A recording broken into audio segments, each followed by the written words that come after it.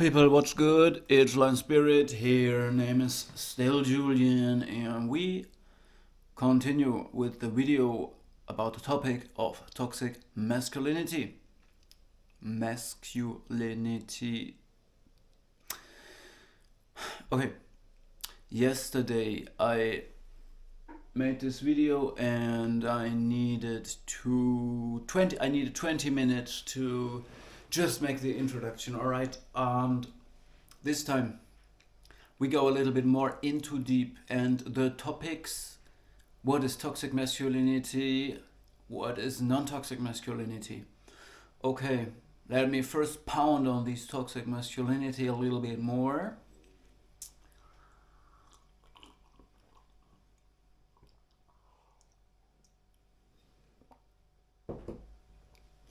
All right, what is that? It's everything that is considered with aggression, rage, energy that is not being transmuted to a positive goal, because men are highly energetic and ready to do things. They are active principle. See, for children, for young boys, I would, and in general for children, I would recommend to make sports at school every day and strategically place the sports always before you learn the theory, because it's so brutal what we think our kids should do, how we force them to live. Get up very, very early at 6 o'clock in the morning. The little toddlers, we wake them up, no, not toddlers, but 6, 7, 8, 9, 10 years old. We wake them up at 6 o'clock, roughly, and then we expect them to push something to eat in their mouth and then go to kindergarten, Schule, school, and we expect them to push in some theory about how everything works. And yes, we need it. Education is great, but I tell you, we are prepared for another kind of life, and especially boys have this drive to move, to work, to hunt, to fight, to hustle, to do this, to do that, to channel their energy. We have the energy, right? Yo, okay. You think in the early times when we just were surviving outside, like, indigenous people, you think they had ADHS or things like that? Hell no, they don't have any mental problems, right? Okay, but let me not get distracted, stay focused, because hunters need to focus, men need to focus. So, if this energy, when we get older, of course, the sexual energy comes, but it is just energy. We want to move, we want to do something, and it has to be channeled into positive things, into creation, right? A man that is not creative is destructive, and he destructs himself or environment, other people, other objects, anything, everything. And if we look at psyche, women tend to be aggressive to themselves, and even the immunity system of them can turn against themselves, or they cut themselves, or they, self-destructive behavior, even depression, all kinds of things means putting aggression to the inside. But men tend to go out with their aggression, frustrated young people, what they do. They lay waste on anything they find outside in the city. They just demolish things, they just go ham, and yeah, this kind of behavior, we also see it in dogs, if you have a young, dominant alpha dog that is bred to, he could run 8 hours a day outside and basically work hard, and you keep him in a small house, this dog will go crazy and demolish the whole house because he has got that energy. So, yeah, men need to channel their energy. It can be anything. It can be art, it can be sports, it can be army, it can be a job, it can be literally anything. Alright, if they don't get it, aggression is getting a problem, energy is getting a problem. Alright, cool. In terms of aggression, we have also passive aggression, which is also resentment, and is not confronted. It's this is a twisted thing, and I don't like it, because if somebody who is passive aggressive around you, it cannot be confronted. It is just basically a bad mood, a bad mind, always being there, always emanating onto you, poisoning the atmosphere. This is passive aggression, and it cannot be confronted because it does not confront. It's the bitch version. Okay, I said the word of aggression. And make no mistake, there are men who act with female behavior as well, because I just said that synonym for female dog, and any kind of behavior is valid. I do not want to judge behavior. Behavior comes from our ancestors, and if female dogs, they have their reasons to act the way they act, and there is men who also act like that. But this is not toxic masculinity. This is something different. This is, you have to call it the way it is. Okay. So,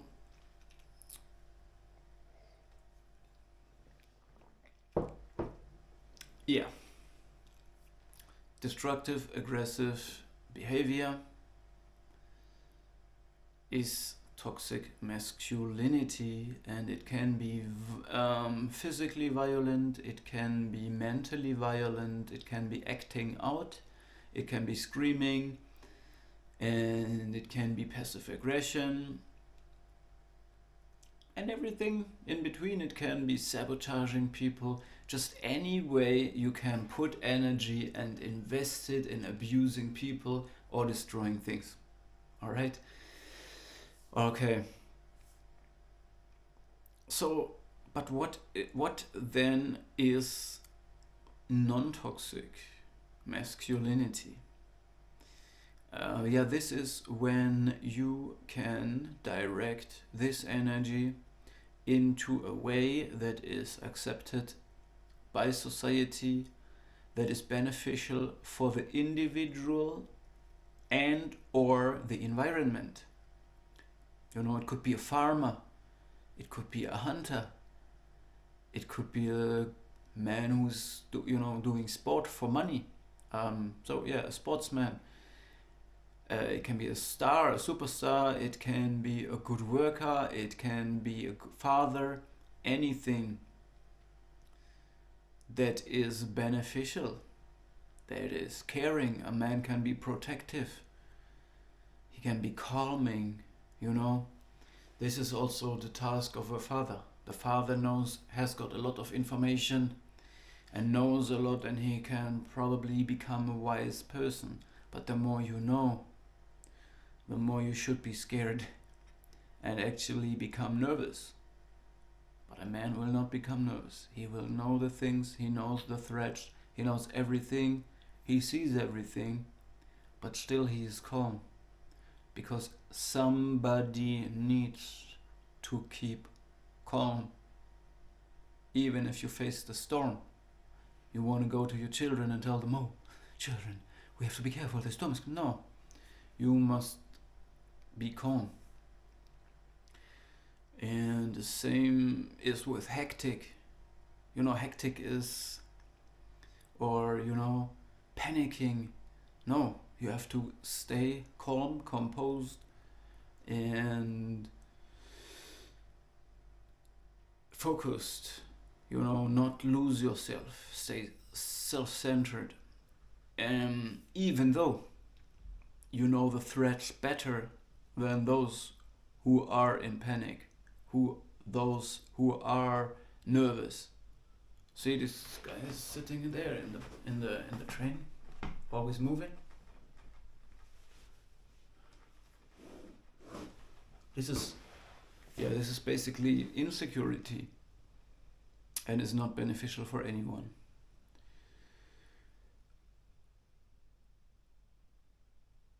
Yeah, think of all these tasks. There's heavy things that men do. When we think about jobs of police, people who clean the streets, getting rid of all the waste of our society, all this stuff. I'm not saying it's only done by men, but men do a good part of this work because of their qualities. And they should get more respect for that. Yeah, and a person who is tired and fulfilled and in the best case gets respect for what the person does will not be toxic. It will not invest its own energy to offend other people or destroy something or whatever. You see what I'm saying? On the other hand, if we have the most talented young people of other countries and we take them as refugees, no matter in which country, you put them together in containers and you tell them you're not allowed to work, you just wait here. You just wait for this and that. You wait, you do nothing. It's almost impossible for them to stay in toxic. This is what toxicates men. They are super capable to do anything literally, but they cannot use their energy and potential for anything. This is how we make the best men toxic. Okay? Yes. And now, how should a man be to be a respected part of society, to be successful? You could say a man has to be difficult and dangerous. What does it mean? See, Bruce Lee said in his famous interview, here you have power and here you have control. You have to combine the two in harmony. If you have one to the extreme, you will be very unscientific. If you have another to the extreme, you will be a mechanical man. And there is a lot of truth and content in this. It means if you have one power or control to the extreme, you can be manipulated by others, and you are vulnerable to all kinds of abuse and manipulation, because if you have power that is not controlled, everybody can provoke you and use your reaction to get you behind bars, to get you arrested, to push you out of society, whatever, to fool you, to make you do the dirty work. But if you are too controlled, then the people will know that you are no threat to them, that they can do with you whatever they want. You will never act out. And we don't want that as well. We don't want to be controlled. So you need to hit that sweet spot of being unpredictable and able to be aggressive at the right time, which is the hardest thing, But the first thing you need is control, is the most important. But again, not too much, okay? But it is very hard to master this. And what you also need is a spot in society to be accepted and put in your part, to contribute your part and get respect for it. The more you have, you can use it as a leverage to be able to place your aggression in a positive way. And let me give you an example. You see, most people saw this where Will Smith's wife got into, there was this, I don't know how this comedian's name is, he's very famous, and he made a joke about Will Smith and his wife. What did Will Smith do? He stood up, walked to this guy and slapped him and walked back. What was the consequence? Nothing. Nothing happened. We had to accept it. The comedian did not go to the police for it, so he said, all right, this is what happened, it's so fine. He accepted it. But if a nobody would have displayed this behavior in this show, he would have paid a lot of money and probably go to jail. So I want to show you that you can get away with aggression. So everybody had to accept what Will Smith did. I do not support what he did, and I think this was rather a display of toxic masculinity, but this is just my interpretation. I think they have trouble in the family, probably there is also narcissism involved, probably from the side of Will Smith's wife, but I don't know, I'm not allowed to diagnose narcissism, but I watched an interview of her on Diaries for a CEO, and I got my own thoughts about this. Okay, but never mind. Let's not get distracted by this. And I think they are in a crisis, and he just was not in the positive, intoxic state. He was like frustrated because everything is fucked up with his own wife. And then somebody makes a joke and then he just can't take it. He loses it, goes there and had to slap him.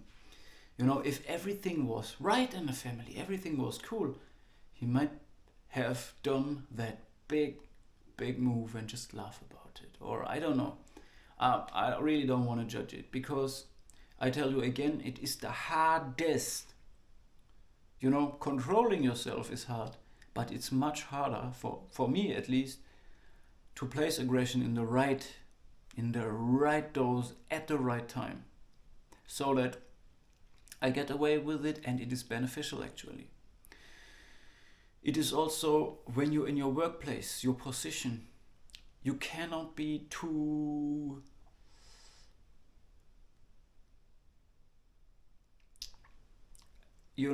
too soft.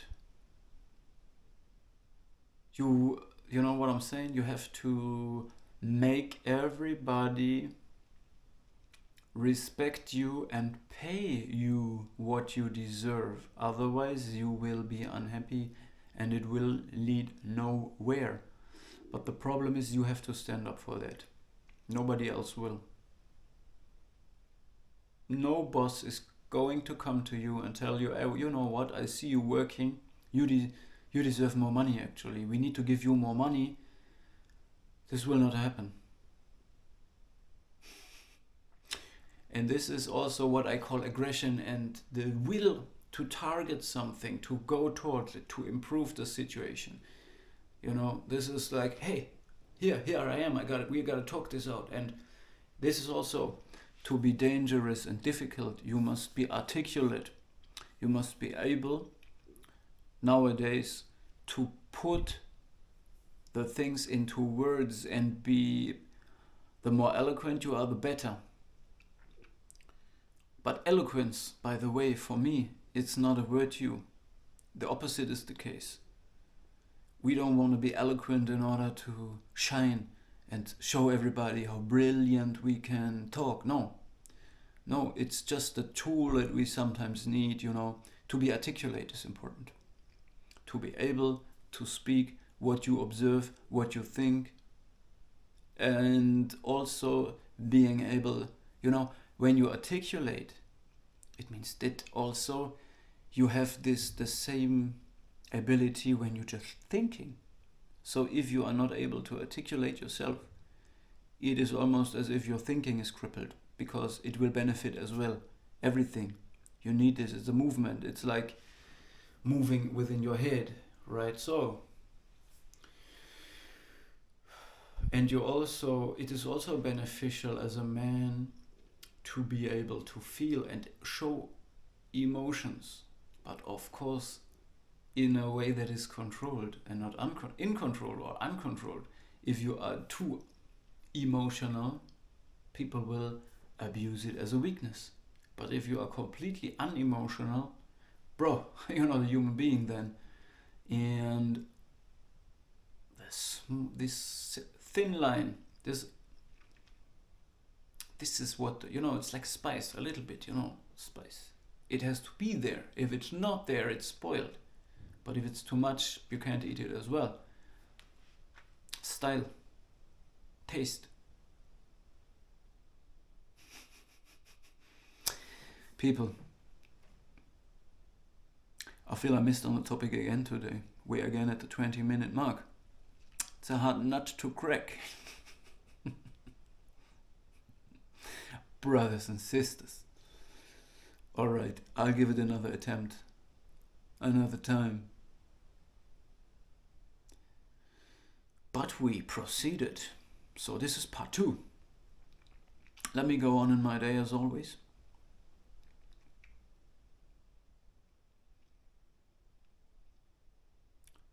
And stay positive, my people. No matter what. We stay positive to win the good fight. I'm out.